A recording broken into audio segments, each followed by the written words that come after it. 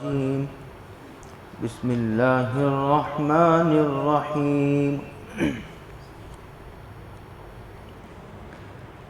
وإن كان كبر عليك إعراضهم فإن استطعت أن تبتغي نفقا في الأرض أو سلما في السماء فتأتيهم بآية ولو شاء الله لجمعهم على الهدى فلا تكونن من الجاهلين صدق الله مولانا العظيم.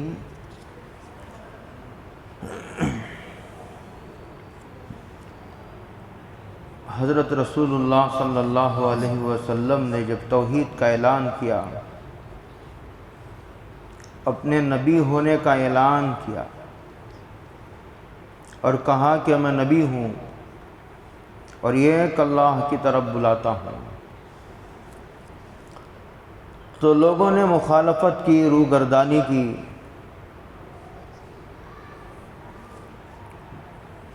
تو اس روگردانی کے نتیجے میں حضرت رسول اللہ صلی اللہ علیہ وسلم کی کیا حالت ہوتی تھی اس کا اس میں ذکر ہے. بہت توجہ سے سنیں گے، خاص طور سے دین کا کام کرنے والوں کو بڑا نفع ہوگا اس میں.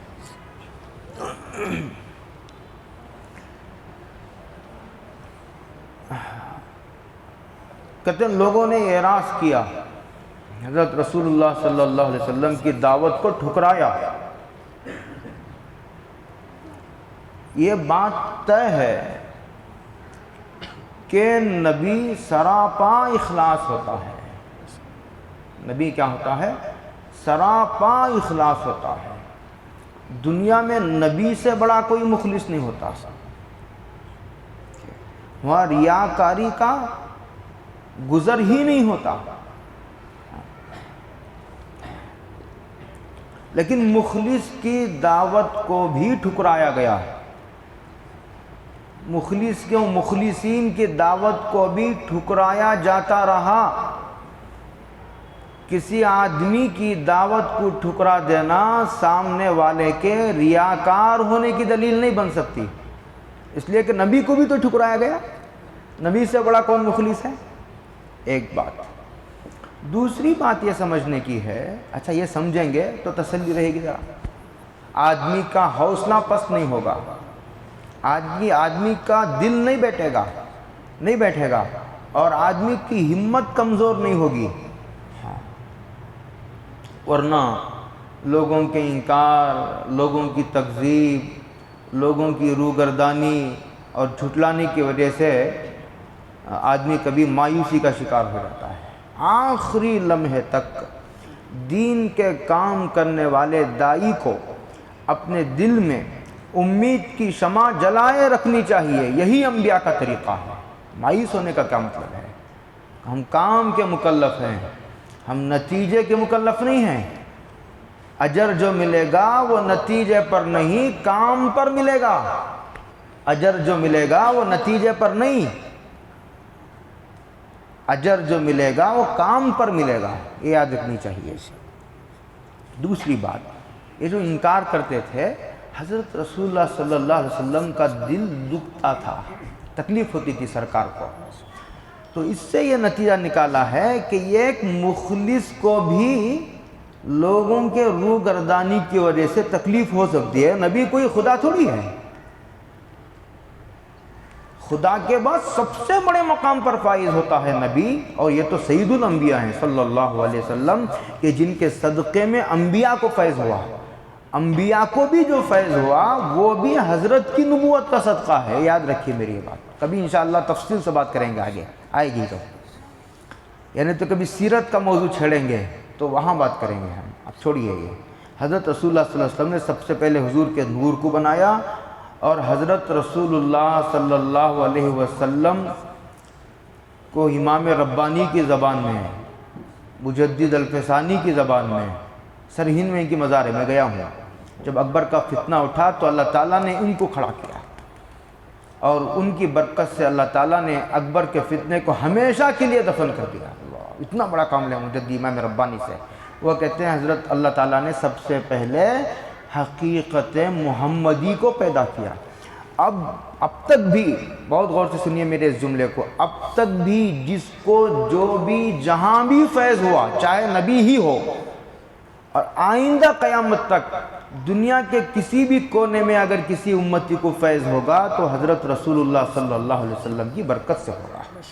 اس لیے حضور نے فرمایا وَإِنَّمَا أَنَا قَاسِمٌ، اللہ نے مجھے تقسیم کرنے والا بنایا ہے، مجھے اللہ تعالیٰ نے واسطہ بنایا ہے، دیتا تو وہی ہے لیکن میرے واسطے سے دے گا صلی اللہ علیہ وسلم. بہت بڑا مقام ہے. تو وہ چھوڑیے، وہ بحث آگے آئے گی. تو حضرت رسول اللہ صلی اللہ علیہ وسلم کے دل کو تکلیف ہوتی تھی. پتہ چلا کہ نبی کے دل کو بھی تکلیف ہوتی ہے. اس لیے کہ نبی باوجود ہے کہ اللہ کے بعد سب سے بڑے مقام پر فائز ہوتا ہے، لیکن اس کے باوجود نبی خدا نہیں بن جاتا. نبی خدا کا غلام ہے، بندہ ہے، نوکر ہے. اس کا اعلان خود نبی نے کیا ہے، اس کا اعلان خود خدا نے کیا ہے جگہ جگہ قرآن میں، تاکہ لوگ غلط فہمی میں نہ رہے، لوگ اندھیرے میں نہ رہے. کہیں نبی کو خدا سمجھ بیٹھے. کمالات ایسے ہوتے ہیں نا، نبی کے چہرہ ہی ایسا ہوتا ہے کہ عام انسانوں کا چہرہ نہیں ہوتا. اور حضرت رسول اللہ صلی اللہ علیہ وسلم کے چہرے کو اللہ نے ایسا بنایا تھا. لکھا ہے سیرت نگاروں نے انبیاء کتنے آئے؟ 1,80,000.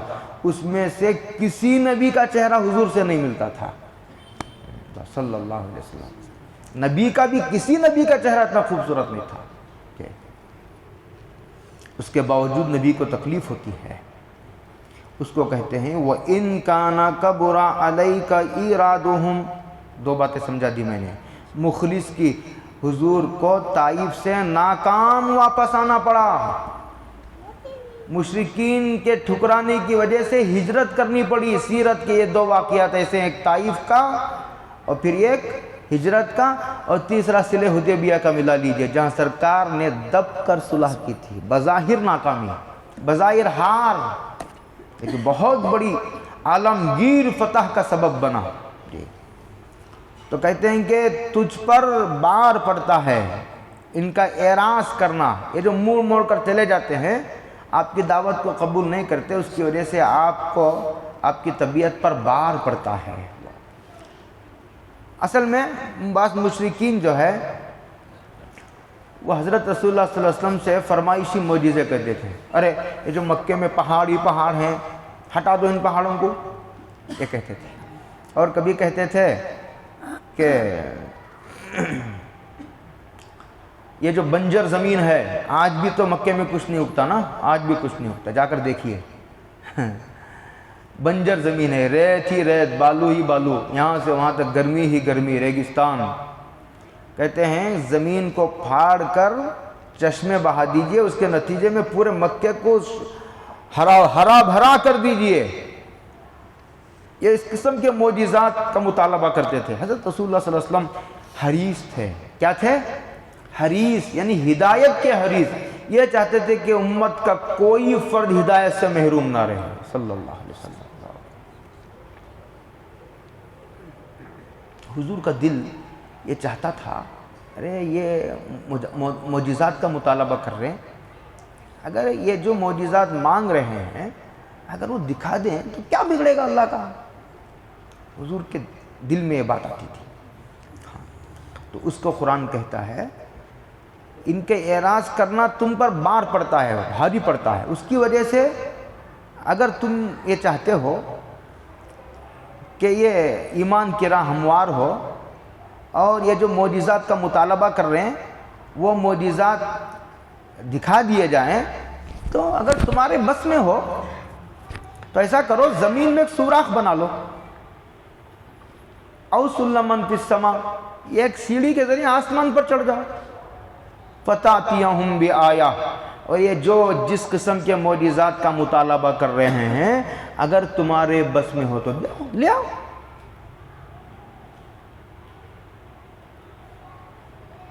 ظاہر ہے کہ یہ حضور کے کنٹرول میں اور قبضے قدرت میں نہیں ہے. دو باتیں بہت غور سے اور سنیے. یہاں جو بندہ چاہتا ہے وہ بندہ تو بندہ، بہت غور سے سنیے میری اس بات کو، بندہ تو بندہ، انبیاء کا سردار بھی جو چاہتا ہے وہ نہیں ہوتا ہے، وہ ہوتا ہے جو اوپر والا چاہتا ہے۔ وہ تو انبیاء کے سردار کا بھی خدا ہے صلی اللہ علیہ وسلم۔ انبیاء کے سردار تو میرے لیے اور کائنات کے ذرے ذرے کے لیے، لیکن خدا کے تو وہ بھی غلام ہیں۔ خدا کے تو بلکہ حضور فخر سے کہتے ہیں کہ میں خدا کا غلام ہوں صلی اللہ علیہ وسلم۔ جو بندہ چاہتا ہے، لوگ کہتے ہیں جو ولی کہہ دے وہی ہوگا، بس ختم۔ ولی کس صف میں ہے؟ سر آنکھوں پر، اولیاء اللہ کی عظمت سر آنکھوں پر۔ قرآن نے اولیاء اللہ کا تذکرہ کیا ہے 11ویں پارے میں، وہاں آئے گی تو میں تفصیل سے عرض کروں گا۔ ایک بہت بڑا طبقہ یہ سمجھتا ہے کہ اولیاء اللہ تھے کسی زمانے میں، اب نہیں ہیں۔ خواجہ اجمیری پر ختم ولایت، خواجہ نظام الدین اولیاء پر ختم، خواجہ گیس دراز پر ختم، صابر کلیری پر ختم، بابا فرید الدین گنج شکر پر ختم نہیں۔ یہ اولیاء اللہ قیامت کی صبح تک پیدا ہوتے رہیں گے، تبھی تو ان کی صحبت میں بیٹھنے کا حکم دیا گیا، ورنہ یہ حکم ہی بیکار ہو جائے گا۔ تقوی انہی کی صحبتوں سے آتا ہے، ایک بہت بڑا طبقہ ہے۔ لیکن یہ سمجھنا کہ اولیاء اللہ کو اللہ تعالیٰ نے اختیارات دے دیے ہیں، وہ جو چاہے کر سکتے ہیں، اور جو جس کی وہ سفارش کر دے جھک مار کر اللہ کو ماننا پڑے گا۔ اب اس کا کیا جواب دو گے؟ یہاں ایک نبی چاہ رہا ہے، نبی نہیں انبیاء کا سردار چاہ رہا ہے کہ یہ ہدایت پر آ جائے، خدا کہتا نہیں۔ پتا چلا کہ نبی کے چاہنے سے ہدایت نہیں ملتی، اللہ کے چاہنے سے ہدایت ملتی ہے۔ یہ بالکل صاف صاف عقیدہ ہے، اس میں خلط ملط نہیں کرنی چاہیے۔ خدا کے بعد سب سے بڑا مقام نبی کا، اور انبیاء میں بھی سب سے بڑا مقام میرے اور آپ کے آقا حضرت محمد رسول اللہ صلی اللہ علیہ وسلم کا ہے۔ اگر ہدایت چاہتے ہو تو حضرت رسول اللہ صلی اللہ علیہ وسلم کی محبت کے بغیر کوئی ہدایت پر نہیں آ سکتا، یہ الگ مطلب ہے۔ تو کہا ایک بات۔ دوسری بات یہ ہے کہ جو معجزہ ہے نا، یہ معجزہ نبی کا فعل نہیں ہوتا، یہ خدا کا فعل ہوتا ہے۔ اس لیے کہا اگر تمہارے بس میں ہو تو معجزہ دکھاؤ، اور حضور بے بسی کے ساتھ اللہ کی طرف دیکھ رہے ہیں، پتہ چلا کہ معجزہ خدا کا فعل ہے، انبیاء کے ہاتھ پر ظاہر ہوتا ہے، کرامت خدا کا فعل ہے، اولیاء اللہ کے ہاتھ سے ظاہر کیا جاتا ہے، لیکن جب چاہے نبی بھی معجزہ دکھانے پر قدرت نہیں رکھتا۔ قادر مطلق تو ایک ہے، مختار کل ایک ہے، یہ عقیدہ صاف رکھنا چاہیے۔ فَتَأْتِيَهُمْ بِآیَةٍ وَلَوْ شَاءَ اللَّهُ۔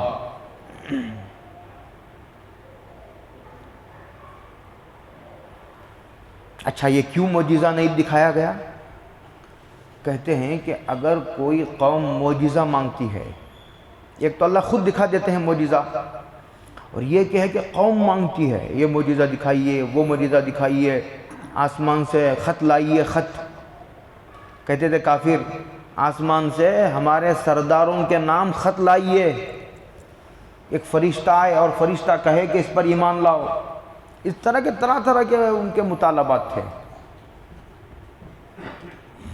معجزہ جب قوم مانگتی ہے، اور قوم جو معجزہ مانگتی ہے وہ معجزہ دکھا دیا جاتا ہے، وہ معجزہ منہ مانگا معجزہ دکھانے کے بعد بھی اگر قوم انکار کرتی ہے تو اللہ کی سنت یہ ہے کہ پوری کی پوری قوم کو تباہ کر دیا جاتا ہے۔ اور اللہ یہ نہیں چاہتے کہ یہ مشرکین مکہ پورے کے پورے تباہ ہو، اس لیے کہ یہ نسل تو ایمان نہیں لائے گی، لیکن اس کے بعد آنے والی نسل ایمان لائے گی، اور یہی نسل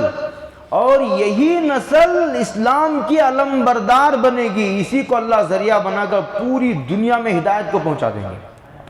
یہ تکوینی مصلیحت تھی۔ پتہ چلا کہ تکوینی مصلیحت پر بھی ہر مصلیحت پر نبی کی نظر نہیں ہوتی، تبھی تو وہ مصلیحت پیش نظر نہ ہونے کی وجہ سے نبی یہ معجزات مطالبہ کر رہے ہیں کہ ان کے منہ مانگے معجزات بتا دینے میں تمہیں کیا مشکل ہے۔ یہ تکوینی مصلیحت ہے۔ تکوینیات کا بھی بہت بڑا علم نبی کو ہوتا ہے، لیکن ہر تکوینی مصلحت نبی کو معلوم ہو جائے یہ ضروری نہیں ہے۔ اور ہم اسی قوم سے ہمیں انہی کی نسل سے لوگ جو ہے ایمان لے آئیں گے، اور اس نسل کو ہم جو ہے وہ ہدایت کا ذریعہ بنائیں گے۔ یہ آنے والی نسل اگر ان کو ہلاک کر دیں گے تو پوری قوم پوری کی پوری ہلاک ہو جائے گی، تو پھر یہ دین کا کام کون کرے گا آگے؟ اس لیے ہم پوری کی پوری قوم کو ہلاک نہیں کرنا چاہتے، اور ان کا منہ مانگا معجزہ لائیں گے اور اس کے باوجود یہ قوم ایمان نہیں لائے گی تو ان کو ہلاک کرنا پڑے گا پوری کی پوری قوم کو، اور ہم نہیں چاہتے کہ یہ ہلاک ہو۔ کیسی باریک مصلحتیں ہوتی ہیں اللہ تعالیٰ کی۔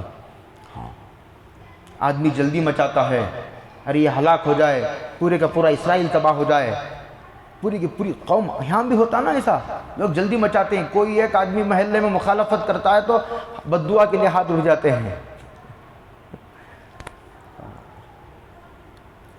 بد دعا کے لیے ہاتھ اٹھانے والے دعا بھی تو کر سکتے ہیں۔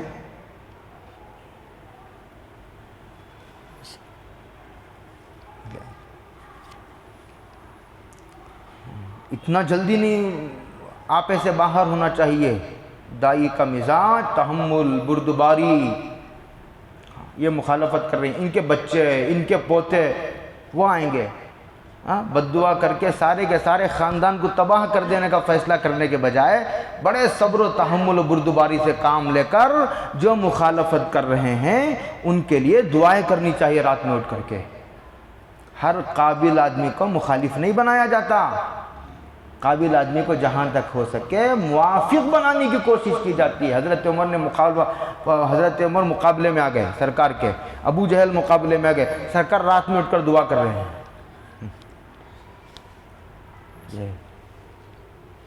وَلَوْ شَاءَ، آگے اللہ اور ایک بات کہتے ہیں، اللہ کہتے ہیں ارے معجزات ہی کی کیا بات ہے، بہت غور سے سنیے میری اس بات، معجزات ہی کی کیا بات ہے، معجزات دکھائے بغیر بھی ہم ہدایت دے سکتے ہیں، معجزات نازل کیے بغیر بھی ہم ہدایت پر ساری کی ساری امت کو ہدایت پر جمع کر سکتے ہیں، لیکن ہم نہیں ایسا چاہتے۔ ہم زبردستی کسی کو ایمان نہیں دینا چاہتے، ہم نے عقل دی ہے، سوچو، عقل بھی دی اور ہم نے دونوں راستے بتا دیے، یہ حق، یہ باطل، یہ رات، یہ دن، یہ صحیح، یہ غلط، یہ سچ، یہ جھوٹ، ہم نے بتا دیے۔ جب ہر چیز پہچانتے ہو، کھانا کھاتے ہو، کیڑا آئے تو کیڑا نہیں کھاتے، اور معلوم ہے کہ یہ گوشت ہے، معلوم ہے یہ گندگی ہے، جب ہر چیز سمجھ میں آ رہی ہے حق و باطل کیوں نہیں سمجھ میں آ رہا؟ اپنی عقل سے کام لے کر آدمی اپنی مرضی سے اور اپنے ارادے و اختیار سے ایمان لائے تبھی تو امتحان ہوگا، ورنہ اگر ایمان لانے پر اگر مجبور کر دیا جائے گا تو امتحان کیسے ہوگا؟ اللہ کہتے ہیں یہ ہماری مصلحت ہے، ہم نے انسان کو عقل بھی دی، ارادے اور اختیار کی قوت بھی دی۔ کہتے ہیں وَلَوْ شَاءَ اللَّهُ لَجَمَعَهُمْ عَلَى الْهُدَىٰ فَلَا تَكُونَنَّ مِنَ الْجَاهِلِينَ۔ سرکار دو عالم صلی اللہ علیہ وسلم کو بڑی پیار بھری جو ہے وہ تنبیہ ہے، کہتے ہیں کہ تم ایسی نادانی نہ کرو، ہرگز ہرگز، یہ جاہل کے معنی میں نہیں ہے، نادانی نہ کرو، تکوینی مصلحتوں کو سمجھنے کی کوشش کرو، یہ فرمایا۔ بات ایک مضمون مکمل ہو گیا، اب ایک دوسرا مضمون ہے، کہتے ہیں کہ انما یستجیب الذین یسمعون، کہتے ہیں کہ قبول وہ لوگ کرتے ہیں جو سنتے ہیں۔ کون کرتے ہیں؟ سنتے ہیں، لیکن صرف سننا کافی نہیں، بولو صرف سننا کافی نہیں، قبول کرنے کی نیت سے سننا ضروری ہے۔ جو لوگ حق کی تلاش میں، حق کی طلب لے کر جو لوگ سنتے ہیں، حق کی تلاش اور حق کی طلب کی نیت سے، جو حق کو قبول کرنے کی نیت سے سنتا تو ابو جہل بھی تھا، اور بھی کتنے لوگ منافقین سرکار کی خدمت میں آتے تھے، سنتے تھے، بعض لوگ تو آتے بھی نہیں تھے، اور کچھ لوگ آتے تھے، سنتے تھے۔ ہدایت کے لیے صرف سننا کافی نہیں، ہدایت کے لیے صرف سننا کافی نہیں، قبول کرنے کی نیت سے سننا ضروری ہے۔ ایک آدمی کیڑے نکالنے کے لیے سن رہا ہے، ایک آدمی اعتراض کرنے کے لیے سن رہا ہے، نہیں، ایک آدمی اس کے دل میں عناد ہے، تعصب ہے، اس کے دل میں تکبر ہے، ایسے آدمی سننے کے باوجود ہدایت پر نہیں آتے. صرف سننا کافی نہیں، حق کو قبول کرنے کی نیت سے سننا. یہ یستجیبو کے لفظ میں یہ شرط اندر پوشیدہ ہے، اتنی اندر ہے یہ شرط کہ آپ جیسے بورویل کھودتے ہو، ناریل لے کے ہلاتے ہو، پانی نظر آ رہا ہے؟ نظر نہیں آ رہا، لیکن پانی ہے، کھودو تو پتہ چلے گا. ہاتھ میں بیکٹیریا ہیں، نظر آ رہے ہیں، لیکن مائکروسکوپ خوردبین لگا کر دیکھو، کیڑے گھوم رہے ہیں، باریک باریک جرسوں میں بیکٹیریا ہیں. کہتے ہیں کہ اسی طرح بہت مائکروسکوپ لگا کر دیکھے تو سمجھ میں آئے گا کہ یستجیبو کے لفظ کے اندر یہ شرط پوشیدہ ہے. یہ شرط پوشیدہ ہے کہ صرف سننا کافی نہیں ہے، قبول کرنے کی نیت سے سننا ضروری ہے. کہتے ہیں کہ ہدایت کو وہی قبول کرتے ہیں جو قبول کرنے کی نیت سے سنتے ہیں. انما یستجیب الذین یسمعون والموتى یبعثهم اللہ. اگر یہ کافر لوگ نہ سنیں اور کفر پر ہی باقی رہے، کفر پر باقی رہتے رہتے کفر پر ہی انتقال ہو گیا. کس پر انتقال ہو گیا؟ کفر پر ہی انتقال ہو گیا. اللہ ہم سب کی حفاظت فرمائے، اللہ ہم سب کی حفاظت فرمائے. جس کو ہدایت سے محروم کرنا ہوتا ہے نا، سب سے پہلے اس کو نیک لوگوں کی مجلسوں میں آنے سے محروم کر دیا جاتا ہے. گمراہی کی ابتدا ایسی ہی ہوتی ہے، آدمی نیک لوگوں سے دور ہوتا چلا جاتا ہے، علماء سے، مشائخ سے، دینی محفلوں سے، دینی حلقوں سے، علمی حلقوں سے، تفسیر کے، حدیث کے، دعوت کے حلقوں سے دور ہو جاتا ہے آدمی. گمراہی اچانک نہیں آتی، آدمی باقاعدہ گمراہی کے اسباب اختیار کرتا ہے اور مسلسل اختیار کرتا ہے، اصرار کرتا ہے گمراہی کے اسباب پر. ہاں کہتے ہیں مر گیا کفر پر، کہتے ہیں یبعثهم اللہ، ہم اٹھائیں. کہاں جائے گا؟ قبول نہ کر کے اگر دنیا میں بچ بھی گیا، بچ گیا تو والموتى. اصل میں ایک سوال کا جواب ہے یہ. کہتے ہیں کہ ارے جب حضور کو تکلیف ہو رہی تھی، یہ لوگ قبول نہیں کر رہے، اس کی وجہ سے سرکار کو، آقا کو تکلیف ہو رہی تھی، تو ان کا منہ مانگا معجزہ دکھا کر اگر یہ نہ مانتے تو پھر پوری کی پوری قوم کو ہلاک کر دیا جاتا، نبی کا کم سے کم دل ٹھنڈا ہوتا. یہ سوال تھا. تو یہ کہتے ہیں والموتى یبعثهم اللہ. ارے دنیا میں عذاب سے بچ گئے تو کیا خاک بچے؟ اگر دنیا میں اللہ کے عذاب سے بچ گئے تو کیا خاک بچے؟ والموتى یبعثهم اللہ. مر کر کہاں جائیں گے؟ کیا آپ یہ سمجھ رہے ہیں کہ مرنے کے بعد خدا کے عذاب سے بچ جائیں گے؟ مرنے کے بعد آدمی ختم نہیں ہوتا، ہمیشہ ہمیشہ کی زندگی کا آغاز ہوتا ہے. اقبال نے ایک شعر میں کہا ہے، یہ موت یہ زندگی کا خاتمہ نہیں ہے، یہ ہمیشہ ہمیشہ کی زندگی کا آغاز ہے. یا تو ہمیشہ ہمیشہ کی جہنم یا ہمیشہ ہمیشہ کی جنت. والموتى کہاں بچیں گے؟ یہ سمجھ رہے کہ مر کر بچیں گے؟ نہیں، ہم اٹھائیں گے ان کو. ثم الیہ یرجعون، پھر اللہ ہی کی طرف لوٹائے جائیں گے. وہاں حساب و کتاب ہوگا، وہاں. اور یہ کہتے تھے کافر لوگ، لولا نزل علیہ آیۃ من ربہ. ارے حضور پر ان کے رب کی طرف سے کوئی بڑی نشانی کیوں ظاہر نہیں ہوتی؟ جیسے میں نے کہا نا کہ بعض سردار یہ کہتے تھے، بعض کافر، کہ آسمان سے یہ خط ہمارے سرداروں کے نام آ جائے. کس کے نام آ جائے؟ سرداروں کے نام، تب ہم ایمان لے آئیں گے، یہ کہتے تھے. یا کتاب لے آؤ، آسمان پر چڑھ جاؤ، کتاب لے آؤ، خط لے آؤ، اور خط لا کر ہمیں دکھاؤ، ہم پڑھیں گے. کیا گارنٹی کہ تم آسمان میں گئے تھے؟ خط لے آؤ، ہم اس خط کو پڑھ کر ایمان لے آئیں گے. کہتے ہیں حضور سے کہا آپ کہہ دیجئے ان نادانوں کو، ان اللہ قادر، اللہ قادر مطلق ہے، علی ان ینزل آیہ، کہ وہ منہ مانگا معجزہ نازل کرنے پر پوری قدرت رکھتا ہے. ولیکن اکثرہم لا یعلمون. یہ معجزہ ظاہر نہ کرنا، منہ مانگا معجزہ نہ دکھانا، تمہارے مطالبے کو پورا نہ کرنا یہ عاجزی اور بے بسی کی وجہ سے نہیں ہے، بلکہ اس کے خطرناک انجام سے بچانے کے لیے ہے۔ وَلَكِنَّ أَكْثَرَهُمْ لَا يَعْلَمُونَ، اور یہ لوگ انجام سے بے خبر ہیں، بڑی بے باکی دکھا رہے ہیں، ان کو معلوم نہیں ہے یہ بات، ان میں سے اکثر لوگوں کو معلوم نہیں ہے کہ منہ مانگا معجزہ دکھانے کے بعد اگر کوئی قوم انکار کرتی ہے تو پھر پوری کی پوری قوم کو ہلاک کر دیا جاتا ہے، اجتماعی ہلاکت ہے۔ منہ مانگا معجزے کے نازل کر دینے کے بعد بھی اگر قوم روگردانی کرتی ہے تو اس کا انجام اجتماعی ہلاکت ہے۔ یہ انجام معلوم نہیں ہے ان کو، اسی لیے نڈر، بے باک، بے خوف قرآن کہہ رہا ہے۔ بے بسی کا تو وہاں کوئی گزر نہیں ہے۔ معجزہ کیا ہے؟ کائنات کن فیکن سے بنی ہے، ایک معجزے کی کیا بات ہے؟ سارے زمین و آسمان ہاتھ باندھے کھڑے ہیں وہاں، سارے زمین و آسمان، سورج، ساری کی ساری مخلوق ہاتھ باندھے کھڑی ہے، سجدے میں گری پڑی ہے، کوئی رکوع میں ہے، کوئی قیام میں ہے، کوئی قاعدے میں بیٹھا ہے، پہاڑ قاعدے میں بیٹھے ہیں، درخت قیام میں ہیں، چار پاؤں والے جانور رکوع میں ہیں، حشرات الارض، کیڑے مکوڑے، سانپ بچھو وغیرہ سجدے میں پڑے ہوئے ہیں، ساری مخلوق ہاتھ باندھے کھڑی ہوئی ہے۔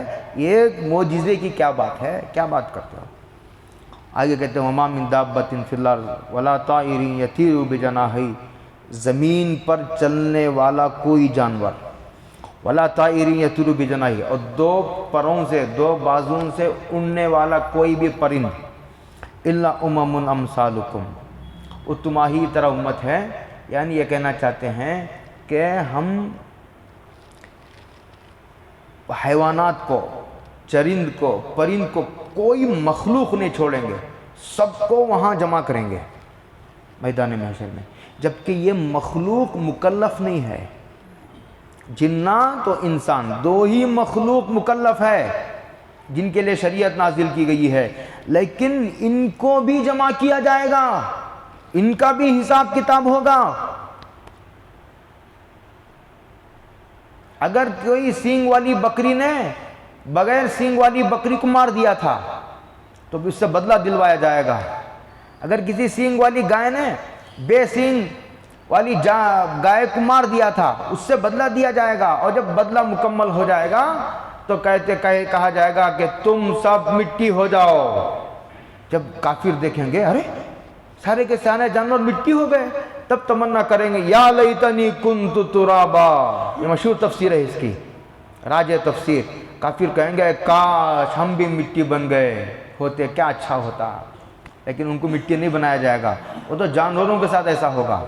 ان کو دیکھ کر کافر یہ تمنا کریں گے، کہتے جس تمہاری ہی طرح ہم ہر جاندار کو، حیوان کو، چرند پرند کو ہم جمع کریں گے۔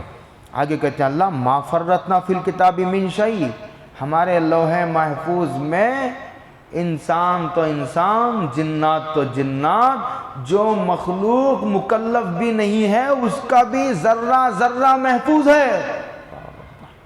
ابھی میں ایک بزرگ کا بیان سن رہا تھا، بیان سننے کا موقع کم ملتا ہے، کبھی سفروں میں، کبھی ادھر ادھر، کبھی ایسے ہی موقع پر ذرا ملتا ہے۔ ایک بزرگ کا بیان سن رہا تھا میں، کہتے ہیں کہ قیامت کے دن جب ساری انسانوں کو جمع کیا جائے گا، بہت غور سے سنو میری اس بات کو، ایک آدمی کو جہنم میں جانے کا فیصلہ سنا دیا جائے گا۔ کہاں جانے کا؟ سنا دیا، اب یہ جہنمی ہے، اب ایک 2-4 منٹ میں اس کو کہاں جانا ہے؟ جہنم میں۔ اس کو اللہ بلائیں گے، بھائی ادھر آؤ ذرا، اور کہیں گے دیکھو ہم تم کو جہنم سے بچا کر جنت میں بھیج دیں گے، لیکن ایک شرط ہے ہماری۔ کتنی شرطیں ہیں؟ اللہ کہیں گے میری ایک شرط ہے، اگر تم میری اس ایک شرط کو پوری کرو گے تو ہم تمہیں جہنم سے بچا کر کہاں بھیجیں گے؟ جنت میں بھیج دیں گے۔ تو کہا بولیے کیا شرط ہے؟ تو اللہ کہیں گے کہ تمہاری جو زندگی کا ریکارڈ ہے، تمہاری جو زندگی کی فلم ہے، وہ ہم میدان محشر والوں کو دکھا دیں گے ایک بار۔ ابھی تابعی کا قول ہے، صحابی کا ہے، یہ روایت ہے، بزرگ کا قول ہے، آپ بڑے علماء سے تحقیق کر لیجئے، وہ آدمی کہے گا جہنم میں جانا پسند ہے، لیکن میری زندگی کا ریکارڈ اتنا خراب ہے کہ میں نہیں چاہتا کہ یہ ریکارڈ میدان محشر والے دیکھ لیں۔ ہم سب کے اللہ حفاظت فرمائے، ہر آدمی غور کر لے، یہ کسی پر انگلی اٹھانے کا موقع نہیں ہے۔ کہتے ہیں ما فرطنا فی الکتاب من شیء، ہم نے کچھ نہیں چھوڑا، سب محفوظ ہے۔ انسان جنات کا حساب و کتاب تک حساب کتاب، جانوروں کے بارے میں چھوٹی سی چڑیا، جو ایک چھوٹی سی چونٹی، اس کا بھی حساب کتاب محفوظ ہے ہمارے پاس۔ ثم الی ربہم یحشرون، ثم الی ربہم یحشرون، اور پھر ان کو اپنے رب کی طرف جمع کیا جائے گا، کوئی نہیں بچے گا۔ آگے اللہ کہتے ہیں والذین کذبوا بآیاتنا صم وبکم فی الظلمات، جانتے ہو ہماری آیتوں کو جھٹلانے والے کون ہیں؟ ہماری آیتوں کو جھٹلانے والے وہ ہیں جو بہرے ہیں، جو سنتے ہی نہیں، سننا ہی نہیں چاہتے۔ بہرے سنیں گے تو نا غور کریں گے، سننا ہی نہیں چاہتے، ہمارے مجلس میں ہی نہیں آنا چاہتے۔ اللہ اکبر، کیا زبردست ہے۔ دیکھیے ہدایت کے اسباب میں سے پہلا سبب یہ، ایک سبب یہ ہے، پہلا کہنے کی بجائے ایک سبب یہ ہے کہ آدمی کم سے کم سنے نیک لوگوں کی باتیں، معتبر علماء کی باتیں، معتبر بزرگوں کی باتیں، جن کو اللہ نے کتاب و سنت کا علم عطا فرمایا، ان کی باتیں سنیں، وہ اندر سے بات کاٹے گی، اندر سے بات کاٹے گی، کبھی نہ کبھی آئے گا ادھر۔ ہاں، لیکن جو نہ سننا چاہتا اور نہ حق کا اقرار کرنا چاہتا، ہاں، سب سننے تیار ہے، سب بولنے تیار ہے، حق نہ سننے تیار ہے، نہ حق کا اعتراف کرنے تیار ہے۔ یہی لوگ ہیں جو ہماری آیتوں کا، احکامات کا انکار کرتے ہیں۔ فی الظلمات، اندھیروں میں ہیں۔ کس میں ہیں؟ جہنم میں۔ گناہ میں دو خاصیتیں ہوتی ہیں۔ کل یہ حضرت ہمارے بڑی اچھی تشریح کر رہے تھے ایک دعا کی، ہر گناہ کا تعلق کفر سے ہے، بولو ہر گناہ کا تعلق، اور ہر کفریہ اقوال و اعمال کا تعلق جہنم سے ہے۔ ہر نیکی کا تعلق ایمان سے ہے، اور ایمان کا تعلق جنت سے ہے۔ ایک بات سمجھ میں آ گئی؟ ہر گناہ میں دو خاصیتیں ہیں، ایک گرمی ہے، بولو کیا ہے؟ کیونکہ جہنم ہے نا، وہ اس کا تعلق، گناہ کا تعلق جہنم سے ہے، گناہ کا تعلق کفر سے، یعنی ہر گناہ کفر کی فرع ہے، کفر کی برانچ ہے، کفر کی پیداوار ہے۔ ہر گناہ کا تعلق کفر سے ہے، اور کفر کا تعلق جہنم سے ہے۔ اور جہنم میں دو باتیں ہیں، ایک تو جہنم میں اندھیرا ہے، ایک دوسرا نظر نہیں آئے گا، کچھ نظر نہیں آئے گا، اندھیرا ہی اندھیرا، گھٹا ٹوپ اندھیرا۔ ظلمات بعضها فوق بعض اذا اخرج يده لم يكد يراها، ایک آدمی اپنا ہاتھ دیکھ کر نظر ہی نہیں آئے گا، ہاتھ اتنا اندھیرا۔ اور دوسرا گناہ میں گرمی ہے، کہ حضرت بول رہے تھے کل، گناہ میں کیا ہے؟ اسی گرمی کی وجہ سے بے چینی ہے، اسی لیے گناہ گار کبھی سکون سے نہیں رہتا، بے چین، بے قرار، بے سکون، بے اطمینانی کی زندگی گزار رہا ہے۔ لوگ سکون حاصل کرنے گناہ کرتے ہیں، نتیجے میں بے اطمینان اور بے سکونی، بے چین، بے قرار ہو جاتے ہیں۔ کہتے ہیں فی الظلمات، یہ اندھیریوں میں ہیں، بڑھ رہی ہے اندھیری۔ آگے کہتے ہیں من یشاء اللہ یضلل، من یشاء اللہ یضلل ومن یشاء یجعلہ علی صراط مستقیم، اور جس کو چاہتے ہیں اللہ تعالیٰ، جس کو چاہتے ہیں اللہ تعالیٰ گمراہ کر دیتے ہیں۔ کیا کر دیتے ہیں؟ گمراہ کر دیتے ہیں، لیکن اس کو گمراہ کرتے ہیں جو خود گمراہ ہونا چاہتا ہے، یہ سمجھ لیجئے۔ چاہتے بھی اس کے بارے میں ہیں جو خود گمراہ ہونا چاہتا ہے، تو خود ہدایت کی طرف نہیں آنا چاہتا۔ اور وَمَن يَشَاء يَجْعَلْهُ عَلَىٰ صِرَاطٍ، اور جس کو چاہتے ہیں اور اس کے بارے میں چاہتے ہیں جو خود ہدایت کی طرف آنے کے لیے پیر مار رہا ہے، اللہ اس کو راہ راست پر ڈال دیتے ہیں۔ آگے سے بہت دور تک ایک بڑا اہم مضمون ہے، کافروں کا رد ہے۔ اس کے بعد قرآن نے آگے ایک اپنی سنت کا بھی ذکر کیا ہے، اور جو حالات لائے جاتے ہیں اچھے یا برے، اس کی حکمت بیان کی ہے اس میں انشاءاللہ. آئندہ وہ چھیڑیں گے اور دور تک چلا جائے گا، اس کو بہت لمبا ہو جائے گا. بس آدھا گھنٹہ اور 35 منٹ کے درمیان دلچسپی باقی رہتی ہے. اللہ توفیق عطا فرمائے، اس لیے کہ یہ مضامین بڑے ہارڈ بھی ہیں، ضرورت کے مضامین ہیں، ہارڈ ہیں تو اسے تھوڑا تھوڑا سمجھنے کی ضرورت ہے. اللہ توفیق عطا فرمائے، قبول فرمائے. آخر دعوانا